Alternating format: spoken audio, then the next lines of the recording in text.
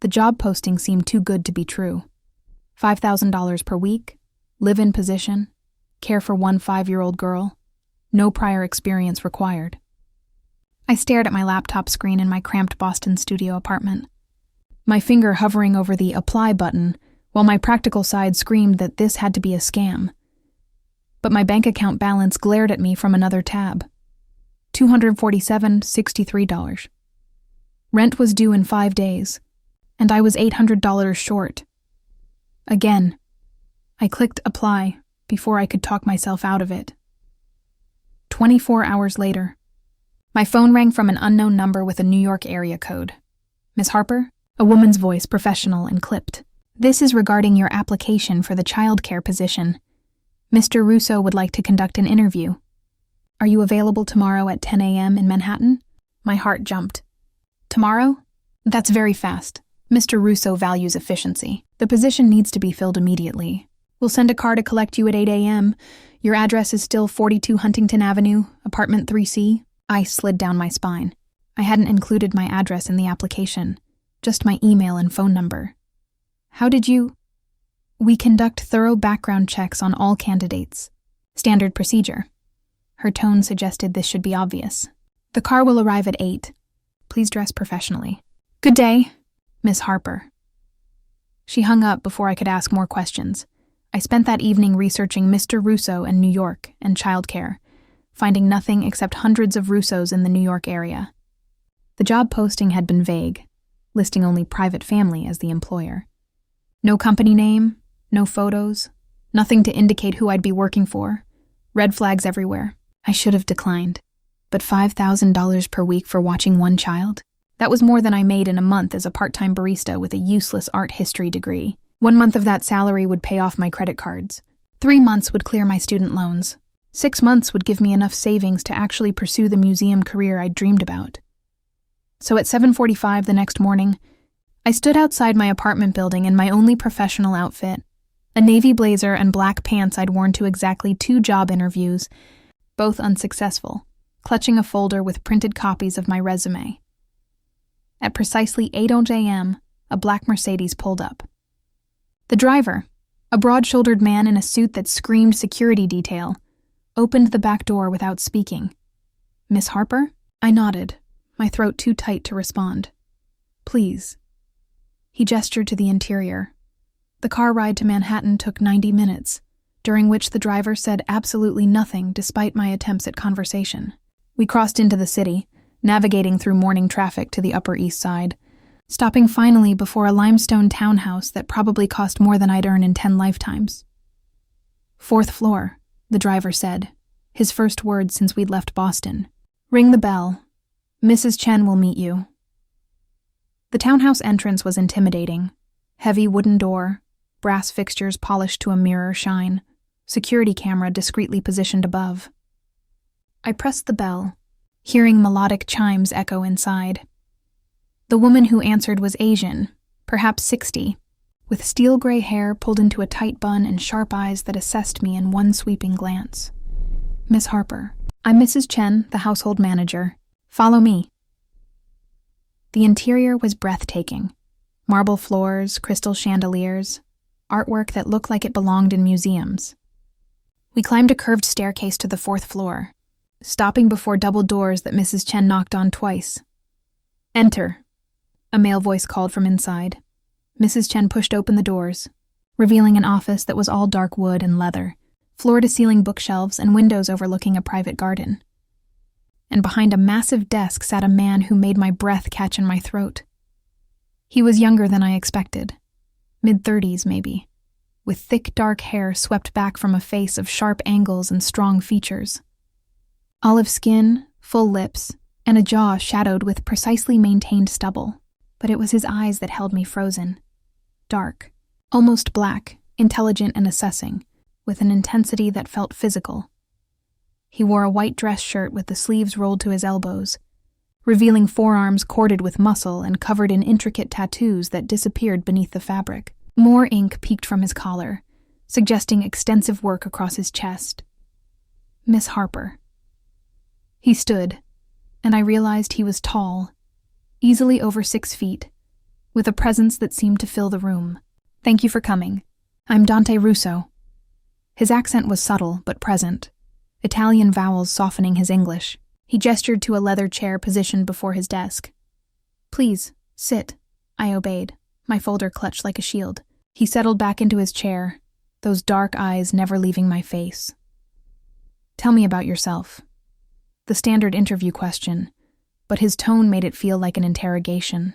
I launched into my rehearsed response about my education, my work history, my love of children, all carefully edited to hide my desperation and lack of actual childcare experience. He listened without interruption, his expression unreadable. When I finished, silence stretched uncomfortably long. "You're 26 years old," he said finally. "Boston University graduate, art history degree, currently working at a coffee shop despite your expensive education. No prior nanny experience, no childcare certifications, no references from families you've worked with." He leaned forward slightly. "Why should I trust you with my daughter?" My rehearsed confidence crumbled. I'm responsible, I learn quickly, and you need money." It wasn't a question. "Your credit card debt is $8,000. Student loans total $47,000. You're 3 weeks away from eviction if you don't make rent.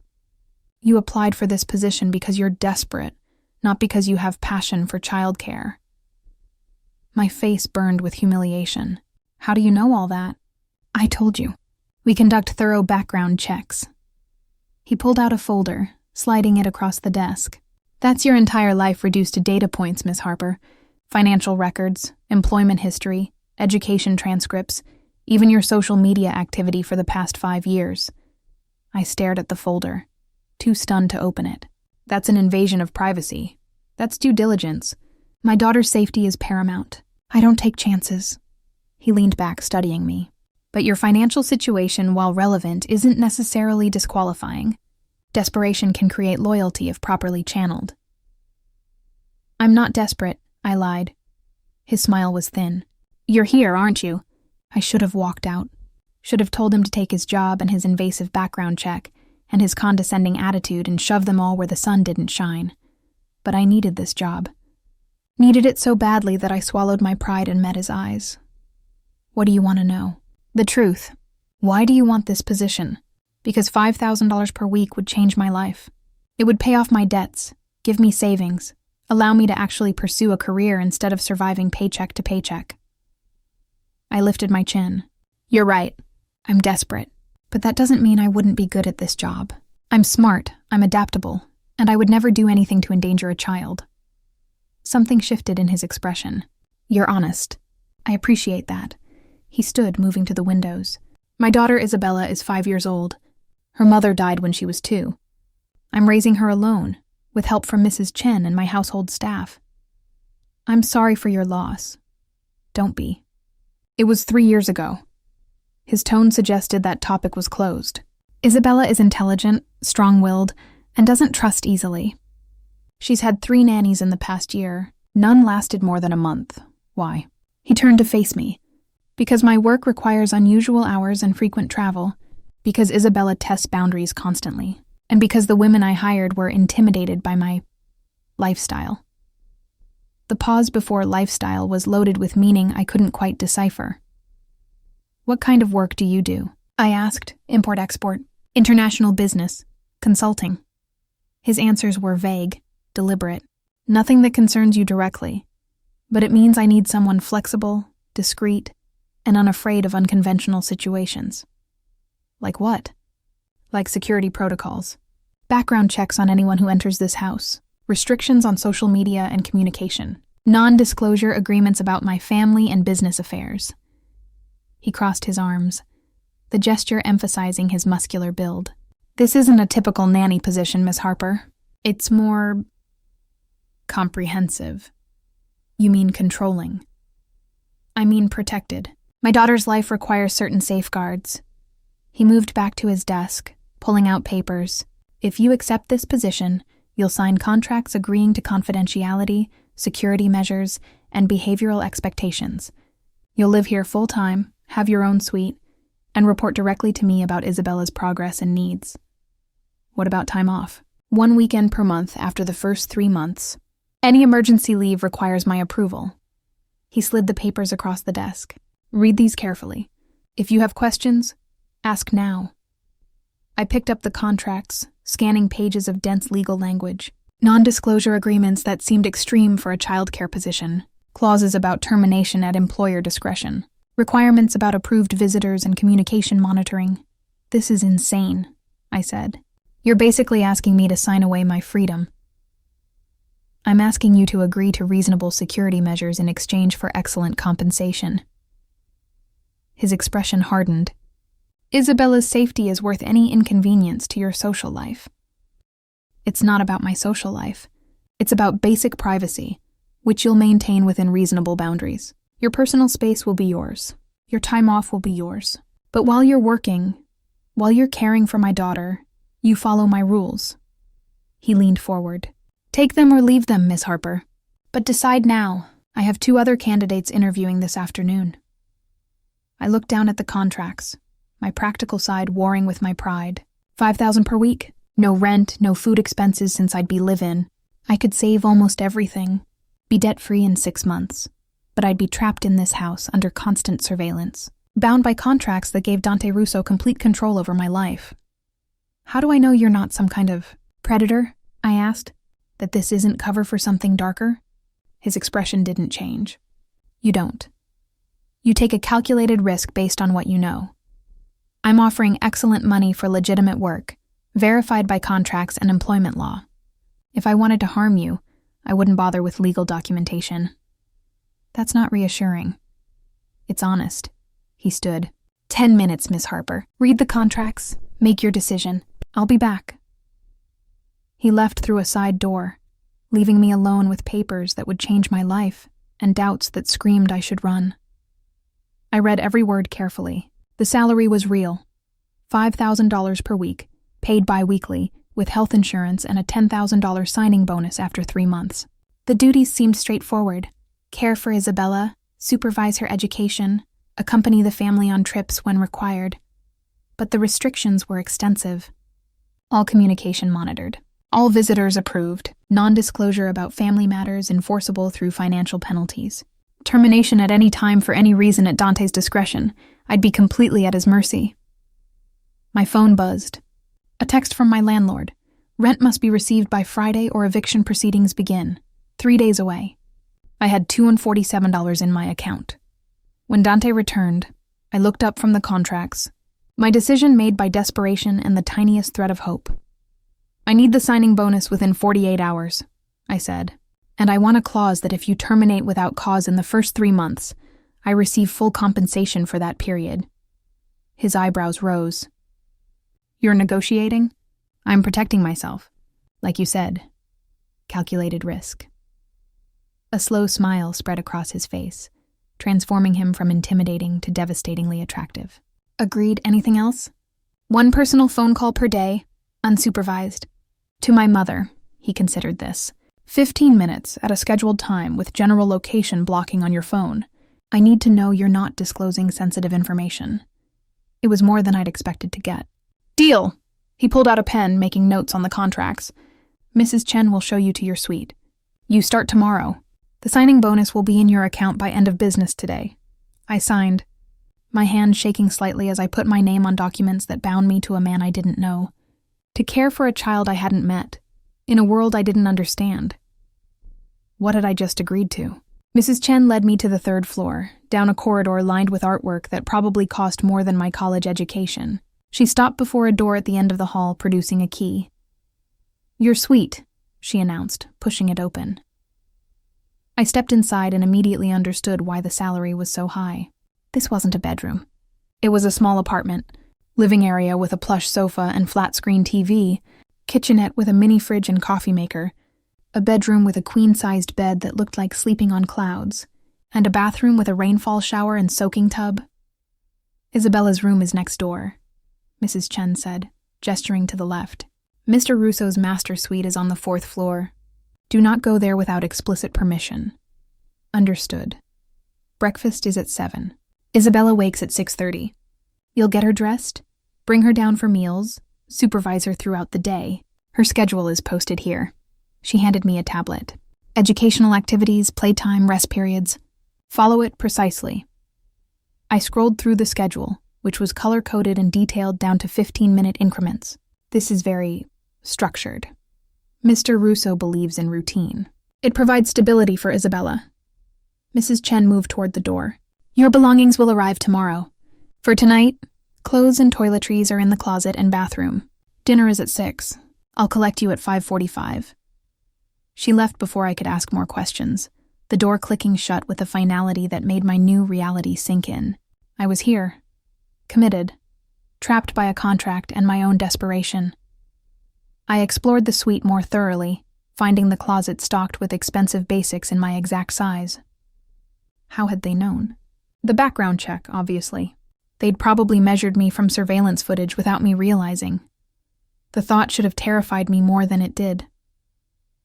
At 5:45 precisely, Mrs. Chen knocked. I'd changed into the casual dress I found in the closet, pulled my blonde hair into a neat ponytail, and tried to look like someone who belonged in a multi-million-dollar townhouse. She led me downstairs to a dining room that seated 12, though only 2 places were set, one at the head of the table, one to its right. Dante was already seated, now wearing a black button-down that emphasized his broad shoulders. He looked up as I entered, his dark eyes assessing. Miss Harper, I trust your suite is adequate? It's beautiful. Thank you. Sit. He gestured to the chair beside him. I obeyed, acutely aware of his presence, the way he seemed to command space without effort. A young woman in staff uniform appeared, serving soup that smelled divine. Isabella is having dinner in her room tonight, Dante said, breaking bread with elegant hands. I noticed his knuckles were scarred, suggesting a history of violence his expensive clothes tried to hide. I wanted to discuss expectations before you meet her tomorrow. Of course. Isabella lost her mother at a vulnerable age. She's built walls, tests everyone who tries to get close. The previous nannies took her rejection personally and quit. He fixed me with that intense gaze. I need someone who won't give up on her. Someone patient and consistent. I understand. Do you? He leaned back slightly. My daughter will likely hate you at first. She'll misbehave, ignore you, possibly even try to hurt your feelings deliberately. Can you handle that? I can try. But I can't promise success if she's determined to reject me. At least you're honest about your limitations. He took a sip of wine. Tell me about your family, Miss Harper. The background check covered facts, but I want to hear it from you. The question felt invasive, but I supposed I'd signed away my right to privacy. My mother lives in Connecticut. Remarried after my father died when I was 12. I have a stepfather I barely know, and 2 half-siblings I see on holidays. We're not close. Why not? Because my mother chose her new family over maintaining our relationship. I was a reminder of her past, and she preferred to start fresh. The words came out more bitter than I intended. So you understand loss. Abandonment. He studied me over his wineglass. That might help you connect with Isabella. She also feels abandoned, even though her mother's death wasn't a choice. Is that why you hired me? Because I have daddy issues? His lips twitched, almost a smile. I hired you because you were honest, desperate enough to commit fully, and because something in your file suggested you're stronger than you appear. He set down his glass. Also, Isabella needs someone different from the previous nannies. They were all older, experienced, professional. Maybe she needs someone younger, someone who won't treat her like a delicate project. The soup was replaced with a main course I couldn't identify but tasted expensive. We ate in comfortable silence for a few minutes before Dante spoke again. You'll have questions about my work. Don't ask them. Why not? Because the answers could endanger you. The less you know, the safer you are. His tone was casual, but something dark flickered in his eyes. Your job is Isabella, nothing more. But if something happens, you follow the protocols Mrs. Chen will teach you. You take Isabella to the safe room, you don't ask questions, and you wait for my instructions. He cut his food with precise movements. This house has security measures you don't see. Trust that you're protected. From what? Things you don't need to worry about if you follow the rules. He looked at me directly. I'm trying to protect you, Miss Harper. The way he said it made my skin prickle. This wasn't about privacy or control. This was about genuine danger, the kind that required safe rooms and security protocols. What had I walked into? After dinner, I retreated to my suite, my mind spinning. I called my mother using the 15 minutes Dante had granted me. "Emma, how did the interview go?" "I got the job. I'm moving to New York starting tomorrow." "That's wonderful. Tell me about the family." I chose my words carefully, conscious that the call might be monitored. Single father, 1 daughter. Very wealthy, very private. The money is excellent, but my mother knew me too well. But something feels off. I can't explain it. Trust your instincts. If something's wrong, leave.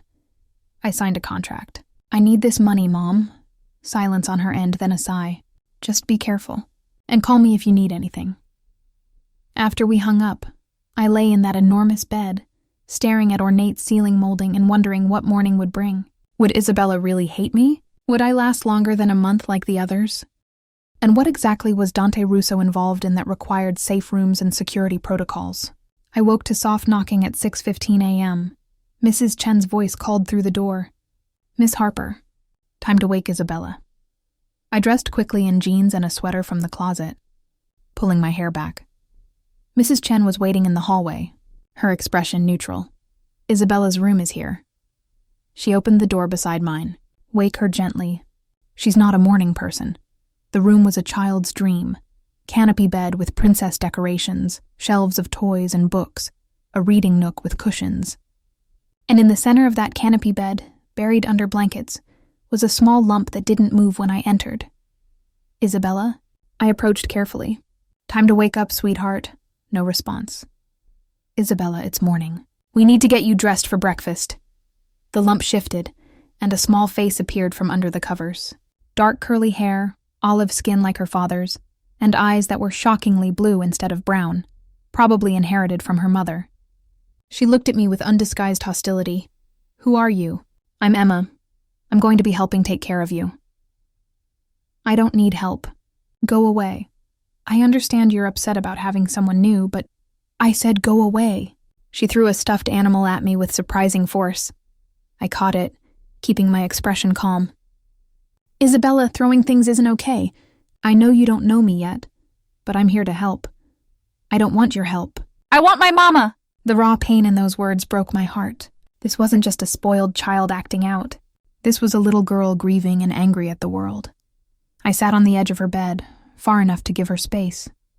"I can't bring your mama back, and I won't pretend I can replace her. But I can be your friend if you let me." "I don't need friends." She pulled the covers back over her head. "Okay, but you still need to get dressed and come down for breakfast. Your dad's rules, not mine." I stood. "I'll give you 5 minutes to decide if you want help picking clothes or if you want to do it yourself." I waited by the door, watching the lump under the covers. After 3 minutes, she emerged, glaring at me. I dressed myself. "I don't need you. That's great. I'll wait here while you do." She climbed out of bed, moving to her massive closet with deliberate slowness, clearly testing if I'd lose patience. I simply leaned against the wall, pulling out my phone to scroll through the daily schedule Mrs. Chen had sent. Isabella emerged in mismatched clothes, striped shirt, plaid pants, 1 pink sock, 1 yellow.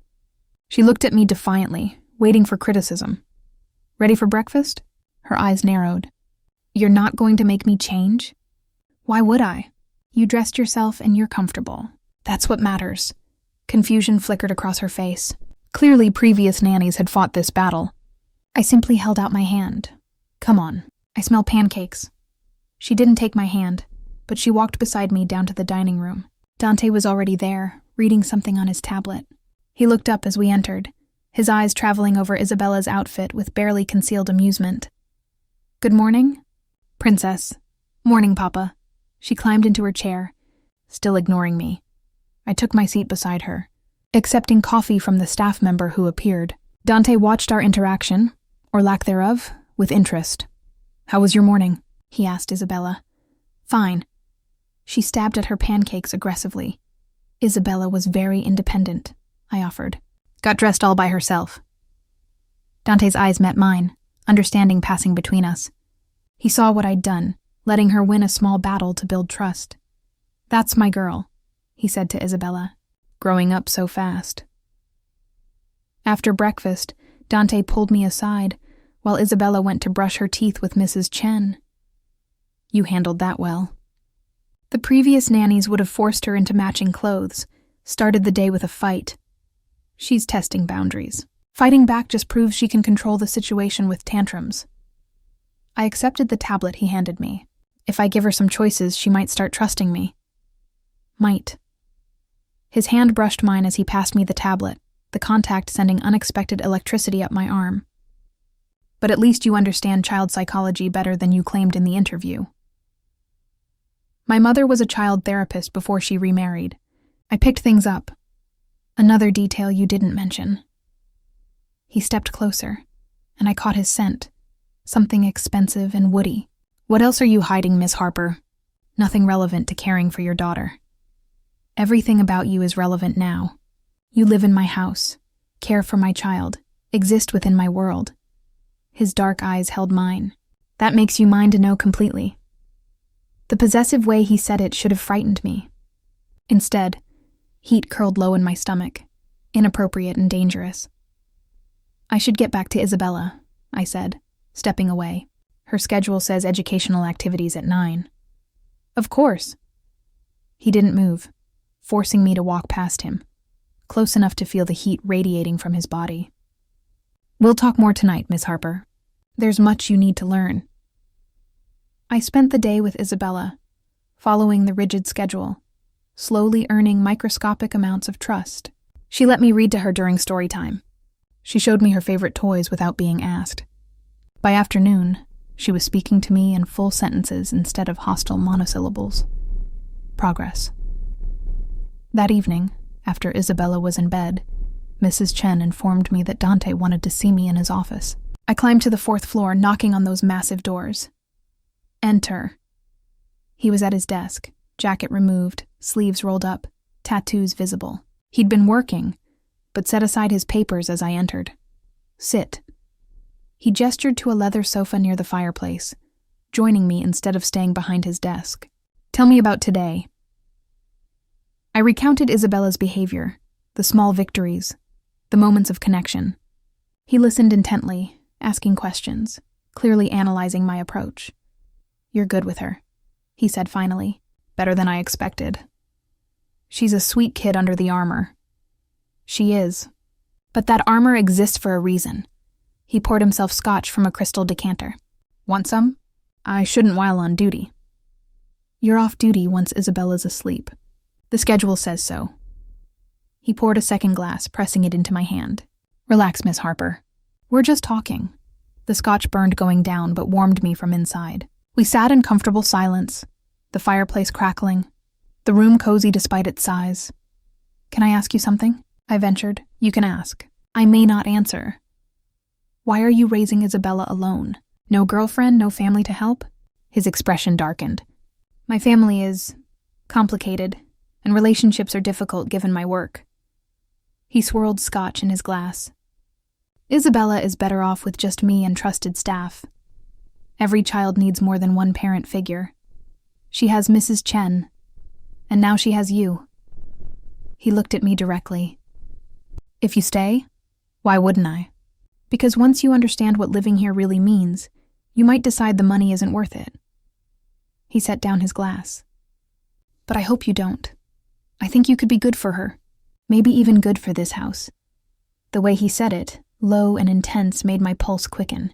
This was dangerous territory, attraction to my employer, complicated by secrets and security protocols and a little girl who needed stability.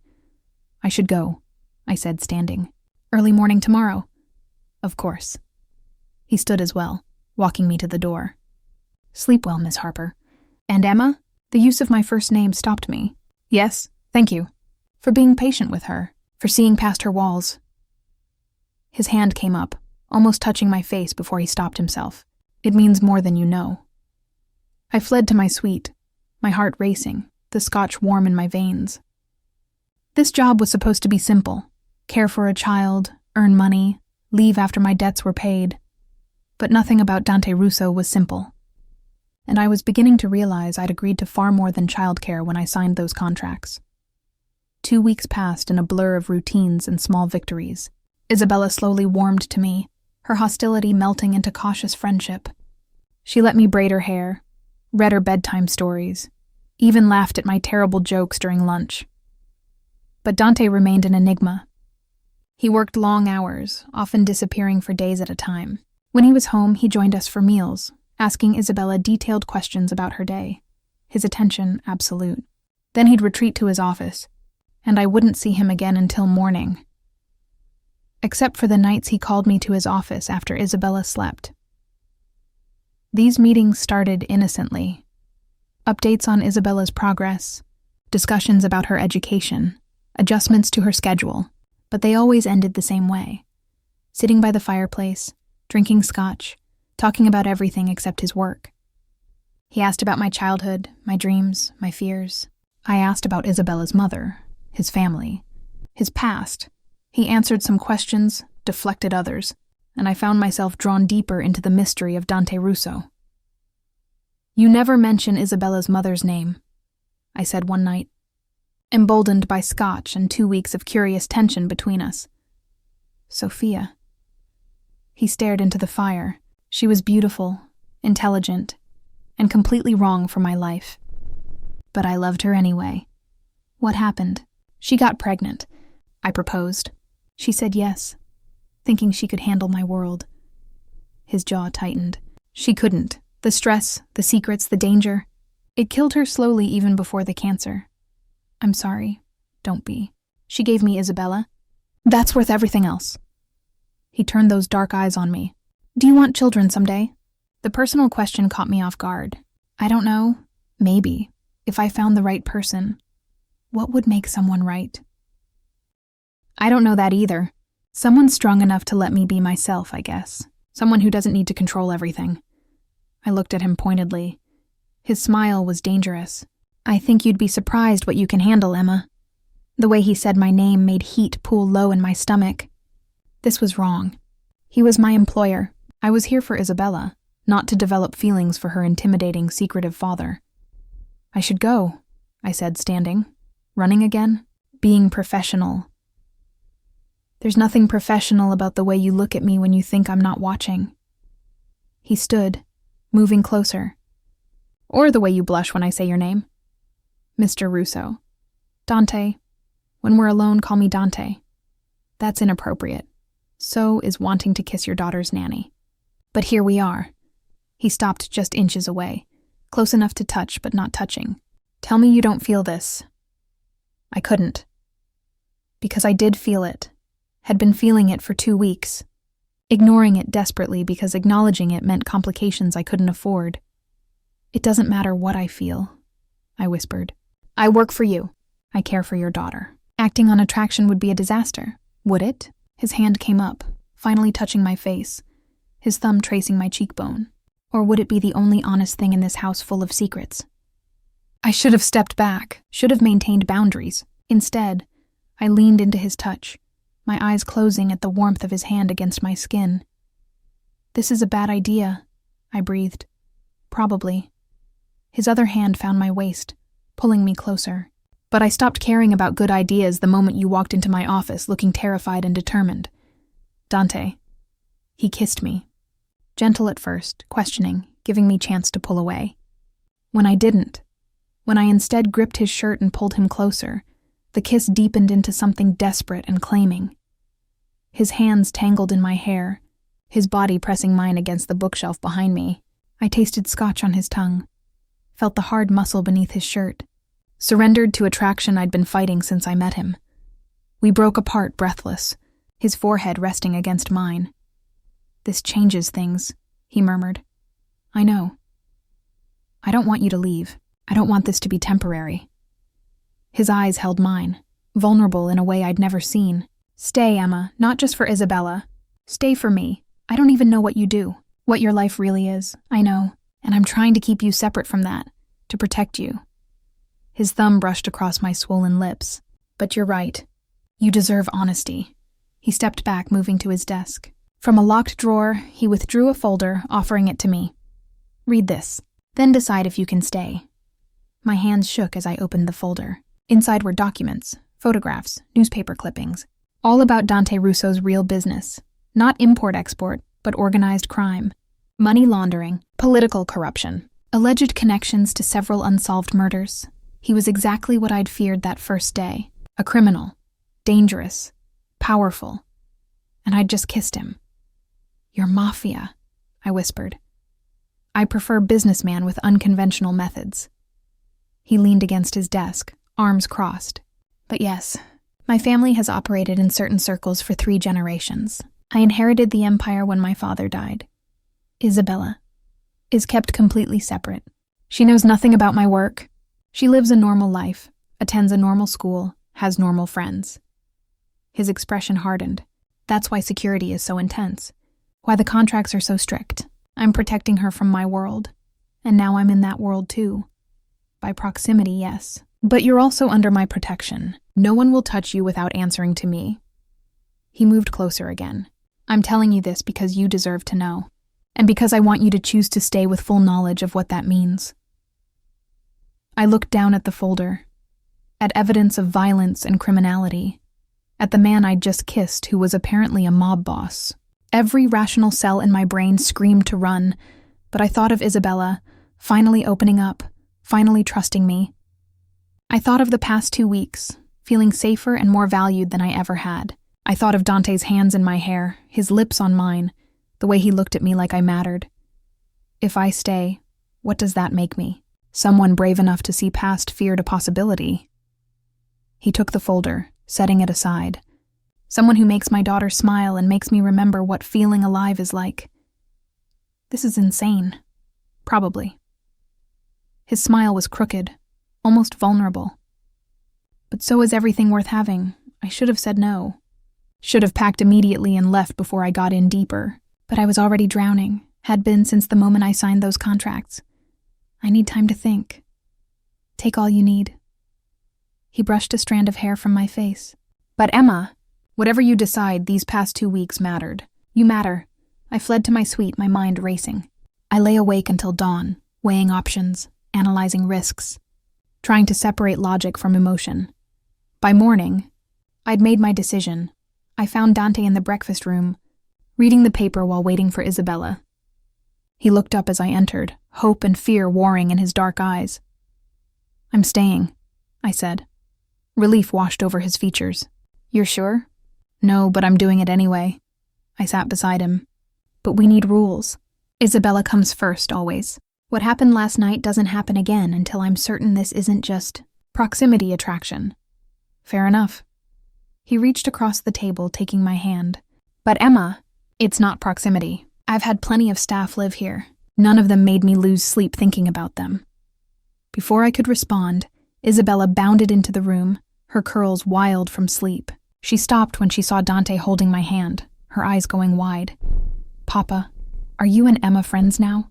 Dante and I exchanged glances. "Yes, princess," he said smoothly. "Emma and I are friends." "Good." Isabella climbed into her chair, attacking her pancakes with enthusiasm. "She's nice. I like her." After breakfast, Dante left for business, kissing Isabella's forehead and letting his hand linger on my shoulder as he passed. The casual intimacy felt right and terrifying simultaneously. The day proceeded normally. Lessons, playtime, lunch, quiet activities. But around 3, Mrs. Chen appeared with unusual tension in her posture.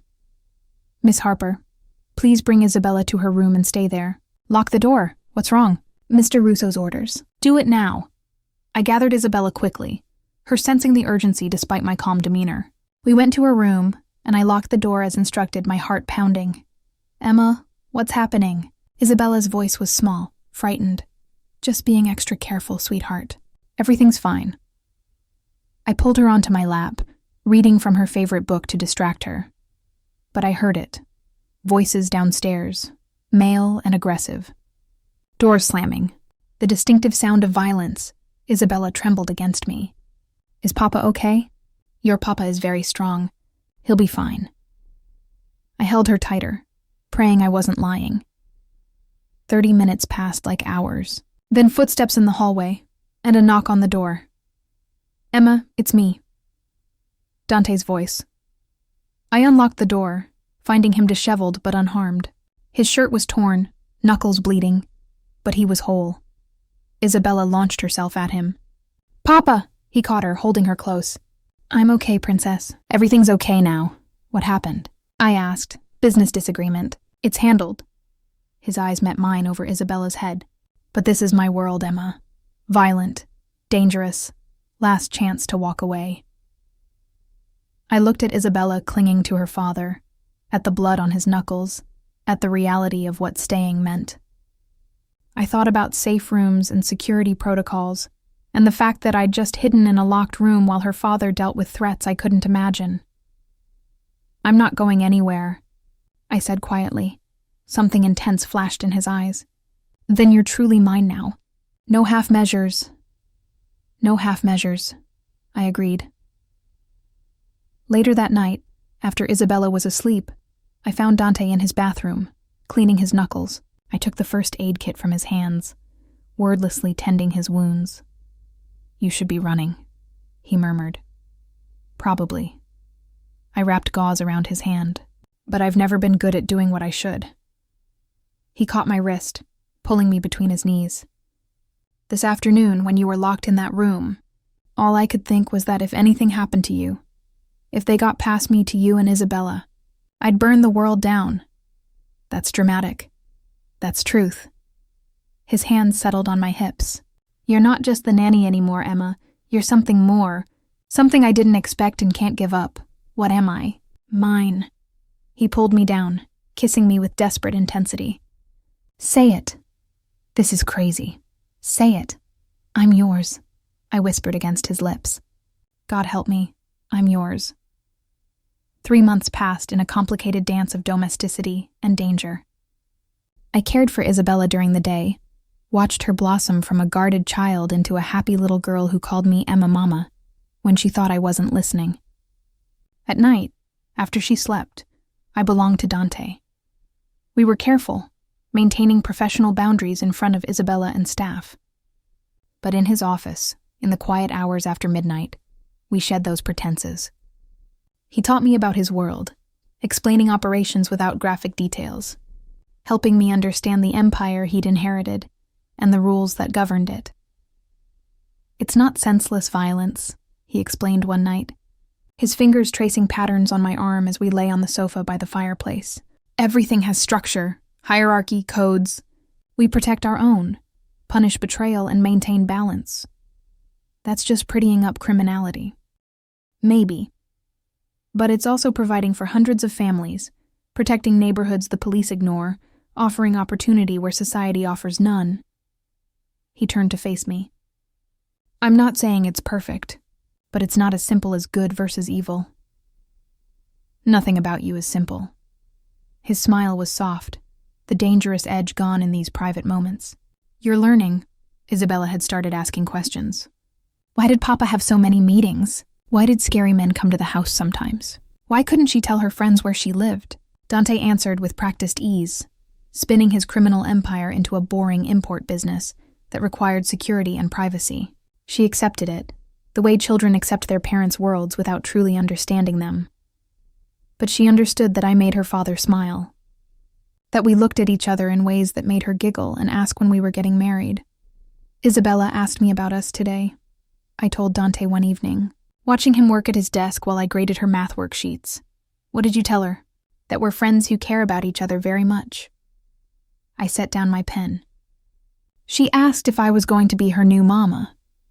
He stopped typing, his attention fully on me now. "What did you say?" "That I wasn't trying to replace her mother, but that I loved her and wanted to be in her life." I hesitated. Was that okay? It was perfect. He stood, moving to kneel beside my chair.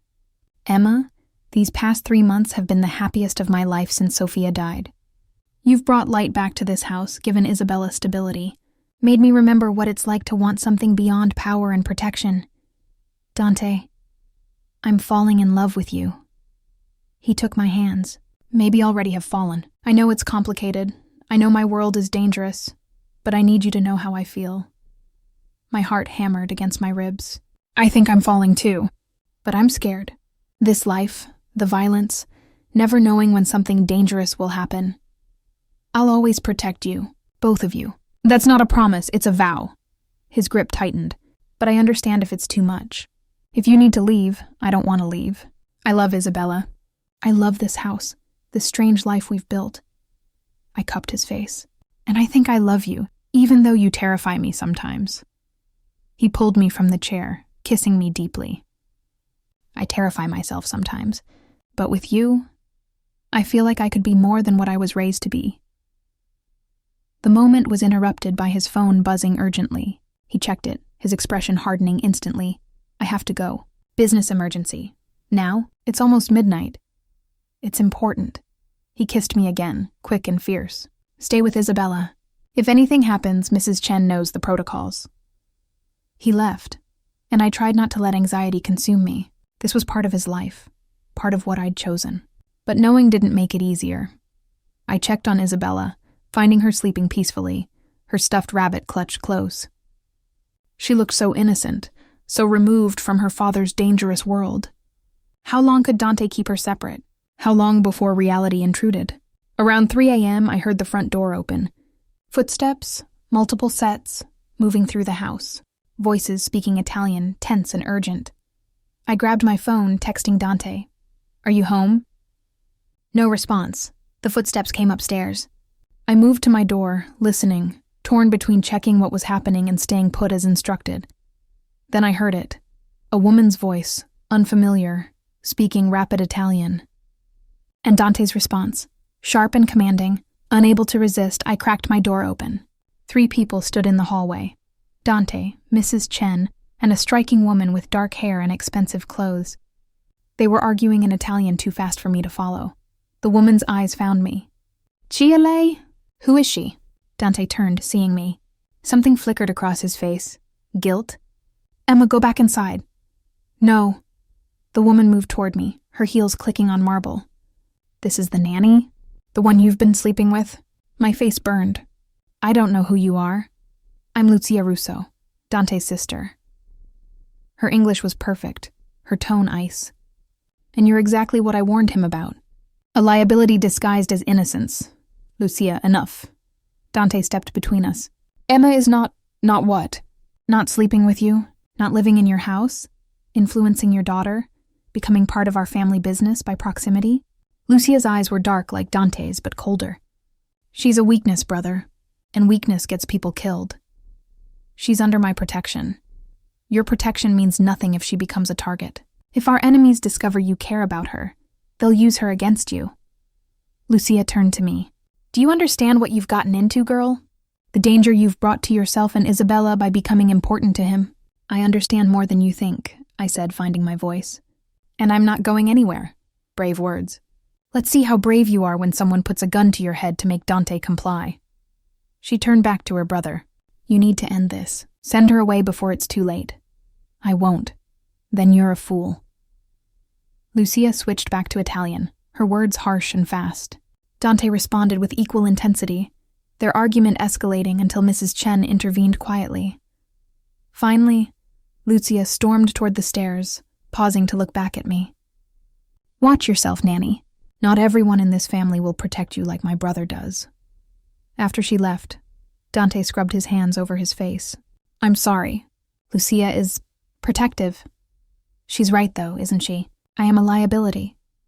You're not. I am, Dante. I've been living in a bubble, pretending this could be normal. But it's not. I'm a nanny who fell for her employer, who's caring for a child in a house filled with criminals, who's become involved with a man who has enemies that would hurt me to hurt him. Emma, I'm not leaving, I interrupted, but I need to understand fully. No more protecting me from reality. If I'm in this, I'm in completely. Teach me. He studied me for a long moment. You're sure? I'm terrified. But yes, I'm sure. Over the next week, Dante showed me his world properly. Not the sanitized version, but the real operations. He took me to meetings where I watched him command respect through presence alone. He showed me security footage of threats being neutralized. He explained the structure of his organization, the families he worked with, the enemies he kept at bay. It was worse than I'd imagined and somehow less frightening, because he walked through it with complete control. You see now why I wanted, To keep you separate, he said one night after a particularly intense business dinner I'd attended as his companion. This isn't a world for people like you. People like me? Good people. Innocent people. He poured us both wine. You're light, Emma. Everything I'm not. I'm not that innocent anymore. I've chosen this, chosen you, with full knowledge. I took the wine. But I need something in return. Name it. Marry me. He choked on his wine. What? If I'm in this life, I want it to be real. Not an affair with my employer, not a temporary arrangement. I want to be your wife, Isabella's stepmother, officially part of this family.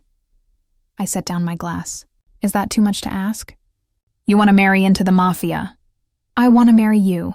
The Mafia comes with the package. I moved closer. Unless you don't want... He kissed me, cutting off my words. I've wanted since the moment you stood up to Isabella's tantrums without flinching. He pressed his forehead to mine. But marriage means you're truly in this. No going back. Are you ready for that? I've been ready since I chose to stay the first time. Then yes. 1,000 times yes. He pulled a small box from his desk drawer, opening it to reveal a stunning diamond ring. I bought this 2 weeks ago, waiting for the right moment to ask. But you beat me to it. I laughed, tears streaming down my face as he slipped it on my finger. How long have you been planning this? Since you told Isabella you loved her. Since you looked at my bloody knuckles and didn't run. Since every moment that showed me you're strong enough for this life. He kissed me again. We'll do it quietly, small ceremony. Just family. Will Lucia accept it? She'll have to. You're about to become a Russo. That means she protects you like she protects me and Isabella. He smiled. Welcome to the family, future Mrs. Russo. We told Isabella the next morning at breakfast. She stared at my ring, then at us, her eyes growing wide. You're getting married? Emma's going to be my real mama? If that's okay with you, I said carefully. She launched herself at me, wrapping small arms around my neck. Yes. I prayed for this. I asked Mama in heaven to send me someone nice, and she sent you. Over her head, Dante's eyes met mine, both of us blinking back tears. We married 3 weeks later in a small ceremony at the house. Lucia attended, her expression neutral but no longer hostile. Mrs. Chen cried. Isabella was flower girl, taking her job so seriously we all laughed. When Dante slipped the wedding band on my finger, promising to love and protect me until death, I knew I'd made the right choice. This life was complicated and dangerous, but it was mine. He was mine. Isabella was mine. That night, Dante carried me over the threshold to his master suite, our suite now. Isabella was sleeping at Mrs. Chen's apartment for the night, giving us privacy. Mrs. Russo, he murmured against my neck. My wife. Mr. Russo, I responded. My criminally handsome husband. He laughed, the sound free and happy. You're insane for choosing this. Insane for choosing you, I corrected. But I'd choose you again. Every time. He laid me on the bed, covering my body with his. I'll spend every day making sure you never regret it. I know you will. As he kissed me, his hands beginning the slow exploration of husband claiming wife, I thought about the job posting that had seemed too good to be true. About the girl who'd applied desperately, knowing nothing about the man who'd hire her. I'd come here for money, stayed for Isabella, and found something I'd never expected. A home. A family. A love worth fighting for. The nanny job had been a cover. What I'd really signed up for was a life, and I wouldn't change a single dangerous, complicated, beautiful moment. 6 months into our marriage, life settled into a rhythm that balanced normalcy and danger. Isabella thrived, calling me Mama Emma without hesitation. Dante's business continued its dark operations, but he kept his promise to protect us, to separate our family life from his empire as much as possible. But nothing stays separate forever. It started with small things. A car following us to Isabella's school. Strange men photographing the house. Phone calls that made Dante's expression go cold. He increased security, added more guards, restricted our movements without explanation. What's happening? I demanded one night after he'd canceled another family outing. Nothing you need to worry about. Don't do that. Don't shut me out. I moved to face him. I'm your wife. We're supposed to face things together. He sighed, pulling me onto his lap. There's a territorial dispute. Another family wants control of operations I oversee. They're applying pressure, testing boundaries. And we're the boundaries? You and Isabella are my most vulnerable points. They know that. His arms tightened around me. I won't let anything happen to either of you. I've doubled security, limited our public appearances, taken every precaution. For how long? Until it's resolved. One way or another. The threat hung over us like a storm cloud. Lucia visited more frequently, bringing soldiers who stationed themselves throughout the house. Isabella noticed, asking why there were so many new security guards, her innocent questions breaking my heart. 2 weeks later, everything came to a head. I was at the park with Isabella, 4 bodyguards surrounding us discreetly. She played on the swings, laughing, while I watched from a bench, my phone ready to call Dante at the first sign of trouble. A woman approached, elegant and smiling. Your daughter is beautiful. Thank you. I kept my tone polite but distant. You're Emma Russo, yes? Dante's new wife? She sat beside me without invitation. I'm Bianca Moretti. My husband works with your husband sometimes. Every instinct screamed danger. I don't discuss my husband's business. Smart girl. But I'm not here about business. She watched Isabella swing higher. I'm here about survival. Your survival, specifically. My blood ran cold. What do you want? To warn you. My husband Angelo, he's planning something. Something that involves you and your stepdaughter. She turned to look at me directly. He thinks taking you will force Dante's compliance. And he's right. Why are you telling me this? Because I have daughters, and I wouldn't want them caught in my husband's wars. She stood. Be careful, Mrs. Russo. Trust no one. Not even the people protecting you. She walked away before I could respond, disappearing into the crowd. I grabbed Isabella immediately, signaling the guards. We returned to the townhouse in tense silence, Isabella sensing my fear despite my attempts to hide it. Dante was home when we arrived, unusual for midday. One look at my face and he dismissed everyone, pulling me into his office. What happened? I told him about Bianca, her warning, the implication that our own security might be compromised. His expression grew darker with each word. Moretti. He pulled out his phone, barking orders in Italian. I should have dealt with him weeks ago. What are you going to do? End this tonight. He cupped my face. I need you to take Isabella to the safe house. Mrs. Chen will go with you. You'll stay there until I send word. What safe house? The one I prepared the day we married. In case something like this happened. He kissed me hard. Pack for 3 days. Essentials only. You leave in 20 minutes. Dante, I'm scared, I know. But you're also strong. You'll protect Isabella, follow protocols, and trust that I'll come for you. His thumb brushed across my cheekbone. I love you, both of you. That's why you have to go. Mrs. Chen appeared with 2 bags already packed. She moved with military efficiency, gathering Isabella, explaining to her that we were taking a special trip for a few days. Isabella looked between us, her blue eyes too knowing. Is Papa in danger? Your Papa is very strong, I said, kneeling to her level. But he needs to work without worrying about us. So we're going somewhere safe until he's done. Will he come get us? Always. I hugged her tight. He'll always come for us. The safe house was in Connecticut, a small cottage on 5 acres, surrounded by woods and equipped with security measures that rivaled Fort Knox. Mrs. Chen settled us in, checking weapons I didn't know she could use, establishing patrol patterns with the 2 guards who'd accompanied us.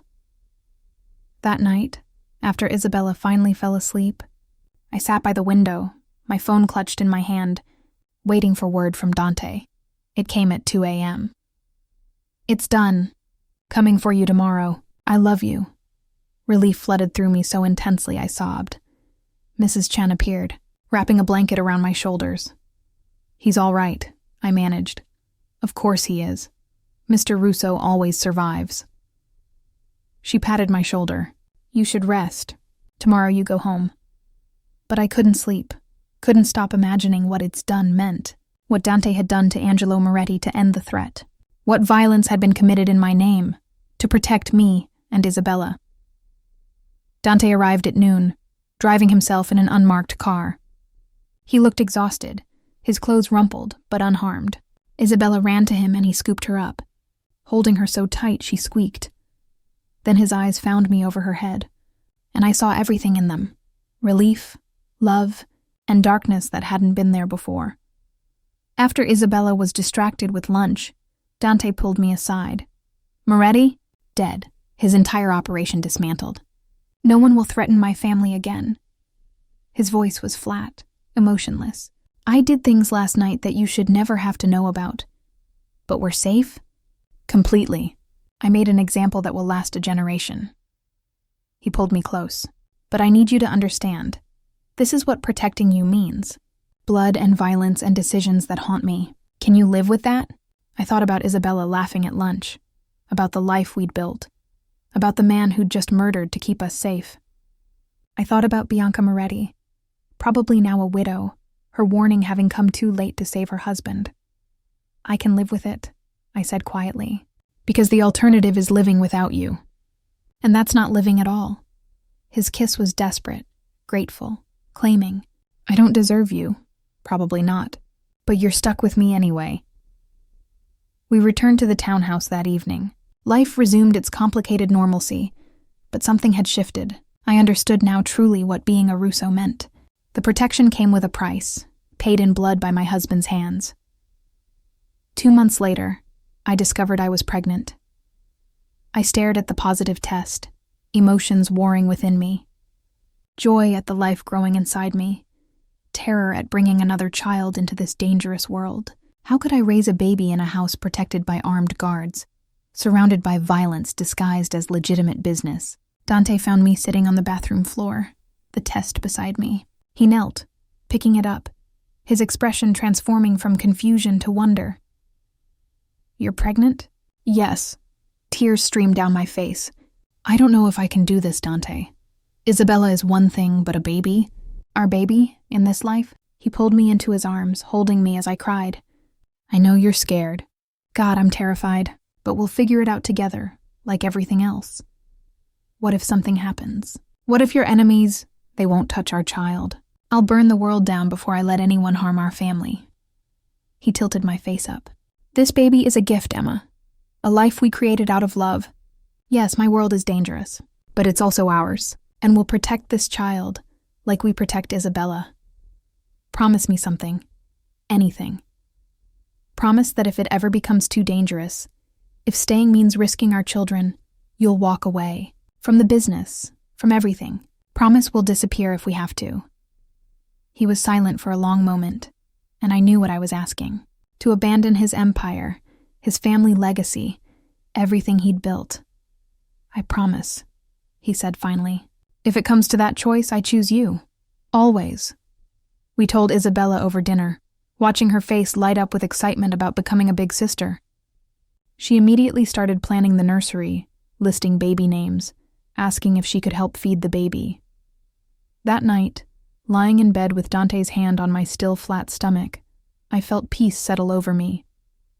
This life was complicated and dangerous. Nothing like what I'd imagined when I'd applied for that nanny job. But it was mine. This family, this strange, violent, loving world, I'd chosen it, and it had chosen me back. I love you, I whispered into the darkness. I love you more, Dante responded, his voice thick with emotion. Both of you. All of you. My entire world. 7 months later, I gave birth to a boy we named Marco, after Dante's grandfather. Isabella took her role as big sister seriously, always nearby, helping with bottles and diapers, singing lullabies she'd learned from Mrs. Chen. Dante was a devoted father, spending every free moment with his children. I watched him read bedtime stories, his tattooed arms cradling our son, his expression soft in ways the world never saw. This was the man behind the reputation. The father, the husband, the protector who'd kill for us without hesitation. Life continued its careful balance. Threats came and went, always handled before they reached us. Dante's reputation grew, his empire expanding, his enemies learning not to test his limits. Isabella started first grade. Marco took his first steps. I photographed every moment, documenting our unconventional but beautiful family. One evening, watching Dante teach Isabella to ride a bike while Marco napped on my chest, Mrs. Chen sat beside me. "You've given him something I never thought he'd have," she said quietly. "What's that?" "Peace, family, reasons to come home," she smiled. "That job posting was meant to find a nanny.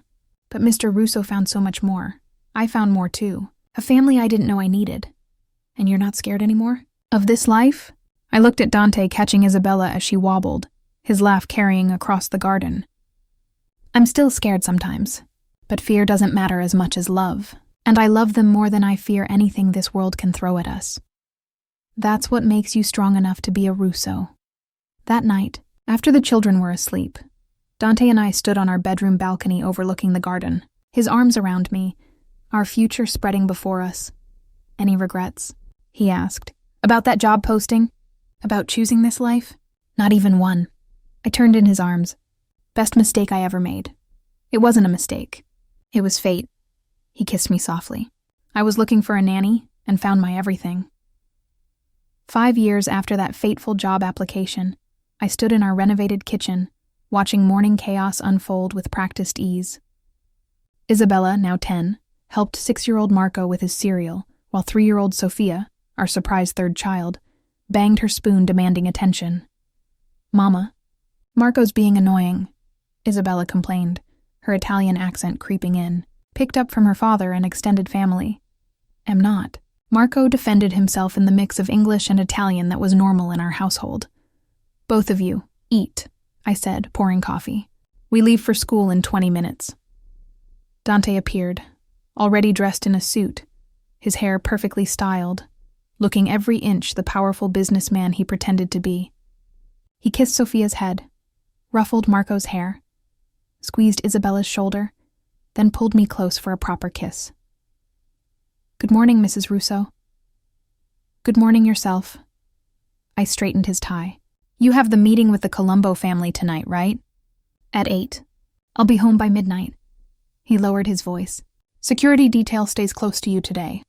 We're still negotiating terms, and I don't trust Carlo completely." This was our life now. Breakfast table discussions about school projects mixed with whispered warnings about territorial negotiations. The children knew their father's business was complicated, but we'd managed to keep the worst from them. Isabella, however, was getting old enough to ask harder questions. After Marco and Sophia were sent to brush their teeth, she lingered at the table. "Papa, why do we have so many bodyguards?" "My friends don't." Dante exchanged glances with me before sitting beside her. "Because my work sometimes makes people jealous or angry. The guards are just precautions." "Like insurance?" "Exactly like insurance. Probably unnecessary, but better to have it." He tucked hair behind her ear. "Does it bother you?" "Sometimes." Jenny asked why a man follows me everywhere. I didn't know what to say. "Tell her your father is overprotective." "Which is true." He smiled. "And Isabella, if you ever feel unsafe, even a little bit, you tell me or Mama immediately. Promise?" "I promise," she hugged him. "I love you, Papa." "I love you more, Princess." After the school run, accompanied by 2 SUVs full of security, I returned home to find Lucia waiting in the living room.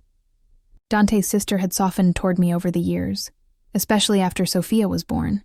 She'd held my hand through labor, whispered prayers in Italian, and cried when she held her niece for the first time.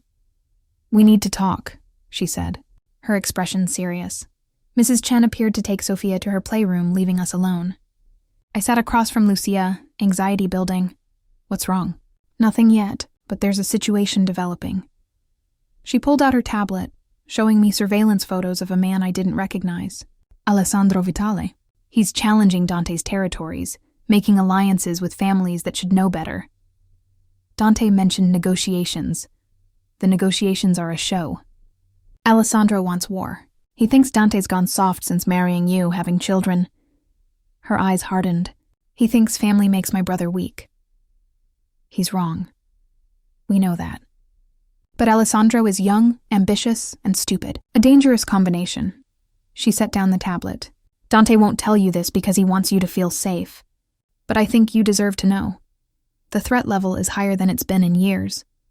My stomach clenched. How high? High enough that I'm here instead of handling business in Boston. High enough that Dante's called in markers from every family that owes him. She leaned forward. Emma, if things escalate, you and the children will need to disappear. Temporarily, just until it's resolved.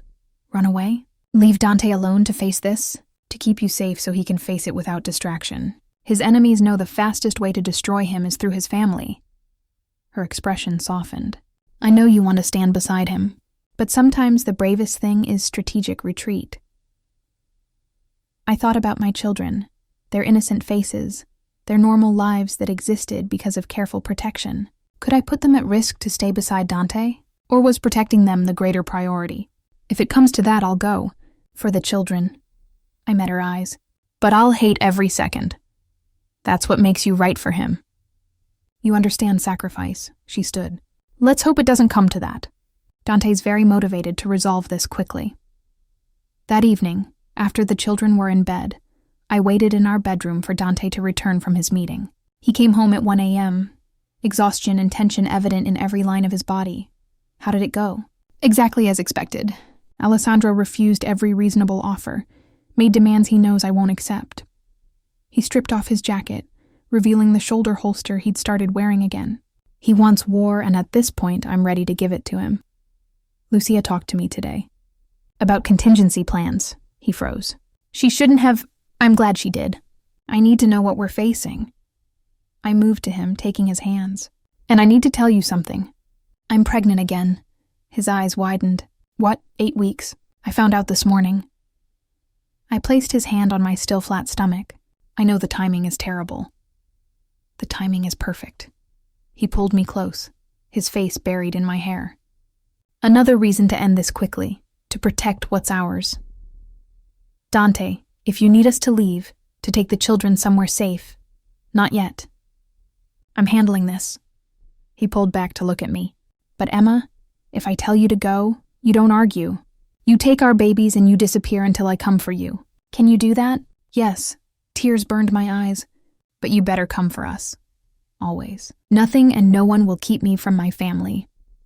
He kissed me, desperate and claiming. I promise you this ends soon. One way or another. The next 2 weeks were tense. Security increased daily. Dante barely slept. Always on his phone. Coordinating with allies. Planning strategies I wasn't privy to. The children sensed the change, becoming clingy and quiet. Then one Tuesday morning, everything came to a head.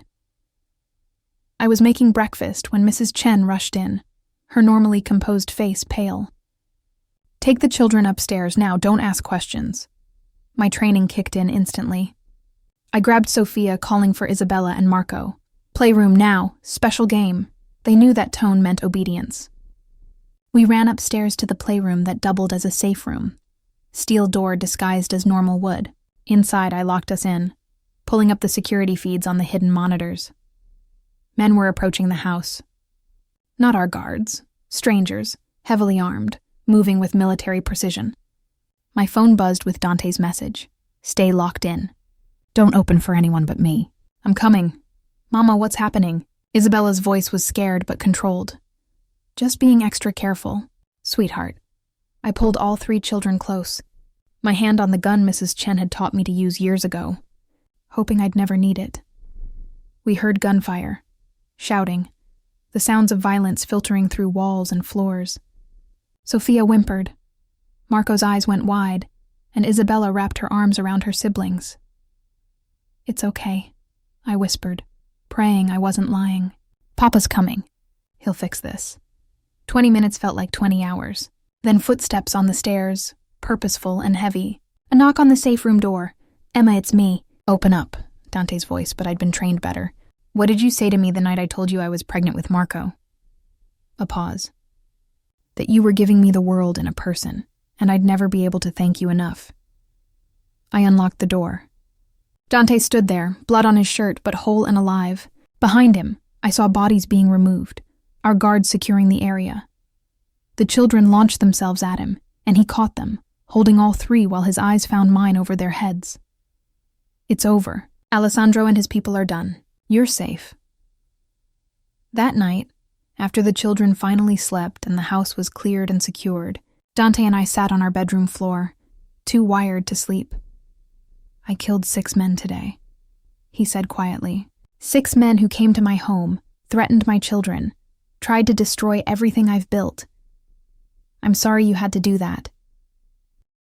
I'm not. They made their choice when they came here. He pulled me close. But Emma, this life, the constant threats, the violence always lurking, is this really what you want for our children? What are you saying? That maybe Lucia was right years ago. Maybe you are a weakness, not because you make me soft, but because you make me realize what I could lose. He cupped my face. What if we left, all of us? Let Lucia run the business, disappear somewhere quiet, raise our children without guards and safe rooms. I stared at him, shocked. You'd give up your empire? For you? For them? In a heartbeat. His eyes were serious. I have enough money to support us for 10 lifetimes. We could go anywhere, be anyone. The children could have normal lives.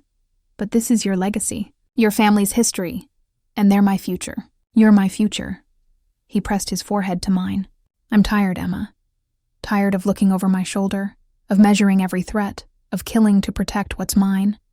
I want to just live, with you, with our babies. Tears streamed down my face. Are you sure? I've never been more sure of anything except loving you. We spent the next month carefully extracting Dante from his empire. Lucia took over operations, grateful but concerned. We liquidated assets, created new identities, planned our escape with the same precision Dante had used to build his criminal empire.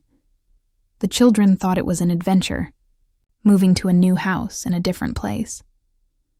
We told them Papa was retiring, starting fresh, that we were going somewhere beautiful and safe. We settled in a small coastal town in Oregon, far from New York, far from the Russo name and everything it carried. Dante became Dominic Shaw consultant. I remained Emma, photographer and mother. The children adjusted with resilience, making new friends, attending normal schools without security details. 6 months into our new life, I gave birth to twin girls. Isabella held them first, tears of joy streaming down her face. Marco declared himself their protector. Sophia just wanted to know if they could share her toys. Dante held our newborn daughters, his expression peaceful in a way I'd never seen in New York. No regrets? I asked. Not even one. He kissed me softly. I was the head of a criminal empire. But here I'm just a father, a husband, a man trying to be worthy of his family. He looked at our children, all 5 of them, crowded on the hospital bed. This is my empire now, and it's more valuable than anything I left behind. That night, watching the Oregon sunset paint our hospital room gold, I thought about the job posting that changed my life, about the terrified girl who'd applied out of desperation, never imagining she'd end up here. I'd been hired to care for a mafia boss's daughter. Instead, I'd become his wife, the mother of his children, and eventually, the reason he walked away from everything to build something better. Thank you, Dante whispered, as our family settled in for the night. For what? For seeing past the monster to the man, for giving me reasons to change, for loving me enough to let me be more than what I was. You were never a monster. You were just a man doing what he thought he had to do. I took his hand. And now you're a man doing what he wants to do. That's growth, he laughed quietly. Only you would see abandoning a criminal empire as personal growth. It is. You chose love over power, family over fear. I gestured to our sleeping children. You chose them. That's everything. Years later, when people asked how we met, we'd tell them I was his daughter's nanny, and he fell in love with how I handled his complicated life. It was true, just edited for public consumption. The whole truth was messier. I'd applied for a job online, not knowing I'd be raising a mafia boss's daughter. I'd fallen for a dangerous man who killed to protect what was his. I'd become part of a criminal empire, learned to navigate violence and danger, and eventually convinced him to walk away from it all. It was the best mistake I ever made, and our children would grow up never knowing their father's past, never living in fear, never understanding the sacrifice he'd made to give them normalcy. That was our gift to them. Freedom from his legacy, bought with his decision to choose love over power. And every single day, watching Dante, Dominic now, play with our children on a safe, quiet beach far from New York, I knew he'd made the right choice. We both had.